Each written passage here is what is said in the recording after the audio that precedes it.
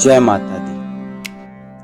माँ दुर्गा से सीखने वाली कुछ बातें। माँ दुर्गा आदिशक्ति के रूप में जानी जाती है, अर्थात माँ दुर्गा हमें यह बताती हैं कि हमारे अंदर अपार शक्ति है, हमें उस शक्ति को पहचानने की आवश्यकता है। दूसरी बात, माँ दुर्गा अष्टभुजाओं वाली है, अर्थात माँ दुर्गा यह बताती हैं कि हम एक समय में कई कार्य कैसे कर सकते हैं। तीसरा, माँ दुर्गा की मंद मंद मुस्कान हमें यह दिखाती है कि किसी भी कठिन परिस्थिति में अपने आप को आत्म केंद्रित करके कैसे शांत रखें। चौथा चीज, माँ दुर्गा सिंह पर आसन होती हैं, उनकी सवारी सिंह माना जाता है, जो कि आक्रामकता और क्रोध का प्रतीक है।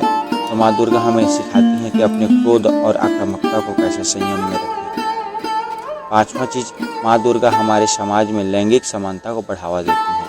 वह सिखाती हैं कि स्त्रियां किसी भी कार्य में पिछड़ी हुई नहीं हैं,